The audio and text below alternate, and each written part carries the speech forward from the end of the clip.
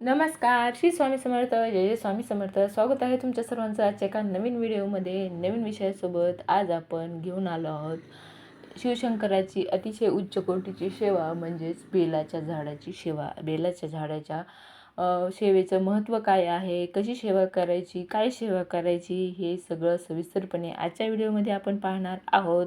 आणि आपल्याला काय करायला पाहिजे, कुठल्या गोष्टी नाहीत करायला पाहिजे, या सगळ्याबद्दल माहिती आजच्या व्हिडिओमध्ये आपण पाहणार आहोत. आपल्या सर्वांचंच जागृत देवस्थान म्हणजेच आपला भोळा शंकर. भोळ्या शंकराकडे आपण काय मागितलं आहे आणि ते मिळालं नाही असं कधीच होत नाही. कारण आपल्या सगळ्याच्या हाकेला धावून येणारा, आपली जशी असेल तशी साधे भोळे स्वीकारणारा आपला महादेव असतो. आणि तो कधीच आपली मनोकामना आहे ती अर्धवट ठेवत नाही. आपली मनोभावी सेवा असेल तर तो नक्कीच आपला भोळाभाव स्वीकारून आपल्याला त्याचं फळ त्या पटीनं त्याचं फळ नक्कीच प्राप्त करून देतो. असा हा भोळा आहे, भोळा शंकर आहे. त्याला जर रागानं जरी कोणी त्याचं नाव घेतलं तरी तो त्याचं फळ त्याला देतो, असं शिवलीलामृतमध्ये वर्णन आहे. आपल्या सर्वांनाच माहिती आहे. त्याला फक्त भक्तीचा भुकेला आहे तो. आणि तो आपल्याकडून कुठलाही आटास न करता सेवा स्वीकारून घेतो. आणि याच भोळ्या महादेवाची सेवा म्हणजेच बेलाच्या झाडाची सेवा. त्याला अत्यंत प्रिय असणारा वृक्ष म्हणजे बेलाचं वृक्ष, बेलाचं पान. त्याबद्दलची माहिती, त्याबद्दलची सेवा आजच्या व्हिडिओमध्ये आपण जाणून घेणार आहोत. तर व्हिडिओ संपूर्णपणे पूर्ण पहा, तुम्हाला नक्कीच पूर्ण माहिती या व्हिडिओमध्ये मिळणार आहे. तर बेलाच्या झाडाखाली दिवा लावायचा, बेलाच्या झाडाला पाणी घालायचे, त्याचबरोबर बेलाच्या झाडाखाली बसून कुठले मंत्र स्तोत्रोच्चार करायचे, याबद्दल मी आज माहिती सांगते. बेलाचं झाड महादेवाला अत्यंत प्रिय आहे. आणि बेलाच्या झाडामध्ये तिन्ही देवतांचा वास असल्यामुळे हे महादेवाला अत्यंत प्रिय आहे. बेलाच्या झाडामध्ये ब्रह्मा, विष्णू आणि महेश्वर या तिन्ही देवांचा वास असतो. बेलाच्या झाडाच्या मुळामध्ये भगवान ब्रह्माचा वास असतो आणि बेलाच्या झाडाच्या खोडामध्ये भगवान विष्णूचा वास असतो. त्याचबरोबर बेलाच्या झाडाच्या पानामध्ये भगवान शंकराचा वास असतो. त्यामुळे भगवान शंकराला बेलाची पानं अत्यंत अत्यंत प्रिय असतात आणि ती तिन्ही देवाचे प्रतीक असतात. त्या बेलाची 3 पानं म्हणजे तिन्ही देवाचं प्रतीक आहे. आणि त्यामुळे बेलाचं पान आपल्या महादेवाच्या शंकराच्या पूजेमध्ये अतिशय महत्त्वाचं स्थान बेलाच्या पानाला मानलं जातं, बेलाच्या झाडाला मानलं जातं. तर याच बेलाच्या झाडाची कोणती सेवा करायची, तर बेलाच्या झाडाची निर्मिती, सृष्टीचे उत्पादक जे आहेत ब्रह्मा, त्याचबरोबर आपल्या सृष्टीचे पालन करता आहेत ते विष्णू, आणि सृष्टीचा विलय म्हणजे नाश करणारे म्हणजे आपले भगवान शंकर, या तिन्ही देवाच्या आशीर्वादाने झालेली आहे. त्यामुळे बेलाच्या झाडाला शास्त्रामध्ये खूप महत्त्व दिलेलं आहे. आध्यात्मिकदृष्ट्याही खूप महत्त्व आहे. बेलाच्या झाडाखाली आपण दररोज 41 दिवस दिवा लावला तर आपली असाध्य एकदम अटळ मनोकामना असेल ती पूर्ण होते. आणि बेलाच्या झाडाला आपण दिवा लावून जल अर्पण करायचे व त्या ठिकाणची जी माती आहे, बेलाच्या झाडाखालची माती आपण आपल्या हाताने आपल्या कपाळाला लावायची आहे. आणि आपली मनोकामना बेलाच्या झाडाला नमस्कार करून बोलून दाखवायची आहे की हे महादेव शिवशंकरा, ही अशी माझी मनोकामना आहे, ती पूर्ण कर. मी तुझ्या या बेलाच्या झाडाची 41 दिवस नित्यनेमाने सेवा करणार आहे आणि ती सेवा माझ्याकडून तू यथोचितपणे करून घे आणि त्याचबरोबर मला या सेवेचं फळ प्राप्त करून दे, अशी विनवणी करायची आहे भगवान शंकराला. असे 41 दिवस सेवा केल्यानंतर आपण आपली जी सेवा आहे ती पहिल्या दिवशी शिवशंकराला सांगायची आहे. आणि नित्यनेमाने 41 दिवस आपल्याला बेलाच्या झाडाला संध्याकाळच्या वेळेला दिवा लावायचा आहे.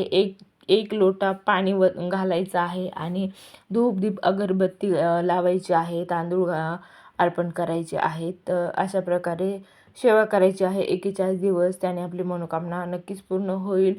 त्याचबरोबर बेलाच्या झाडाखाली शिवरात्रीच्या दिवशी, प्रदोष दिवशी आणि सोमवारी नित्यनेमाने आवर्जून आपल्याला दिवा लावायचा आहे. त्याचबरोबर मातीचं जे पार्थिव शिवलिंग असतं त्या शिवलिंगाचं आपल्याला पूजन करायचं आहे बेलाच्या झाडाखाली. बेलाच्या झाडाखालची जी माती आहे ती माती आपल्याला पाण्यानं ओली करून घेऊन त्याच ठिकाणी मातीचं छोटंसं शिवलिंग बनवायचं आहे आणि त्या शिवलिंगांची विधियुक्त पाण्याचा अभिषेक करून त्याच ठिकाणी पूजा करायची आहे. शिवलिंगावर आपल्याला शिवलिंगाला आपल्याला धूपदीप लावायचा आहे आणि मनोभावे पुष्प वाहून बेलाची पानं वाहून त्या ठिकाणी पूजा करून आपल्याला 15 ते 20 मिनिटानंतर त्याच ठिकाणी त्या पार्थिव शिवलिंगाचं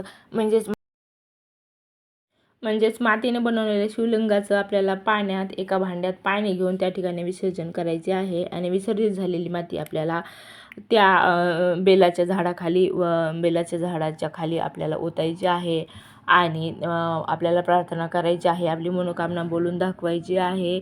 अशा प्रकारे आपण 11 सोमवार, 11 प्रदोष किंवा 11 शिवरात्रीच्या दिवशी केल्यानंतर आपल्याला इच्छित फळ मिळते आणि आपल्यावर भगवान शंकराची कृपादृष्टी कायम राहते. भोळ्या महादेवाचा आशीर्वाद आपल्याला मिळतो आणि आपली जी मनोकामना आहे ती नक्कीच पूर्ण व्हायला मदत होते. त्याचबरोबर आपल्याला बेलाच्या झाडाच्या खाली श्री शिवाय नमस्तुभे असा जप करायचा. तसेच आपल्याला जर जमत असेल तर दर सोमवारी आपल्याला शिवलीलामृतच्या 11 अध्यायाचे पठण देखील या बेलाच्या झाडाखाली बसून करायला जमलं तर अतिशय उत्तम आहे.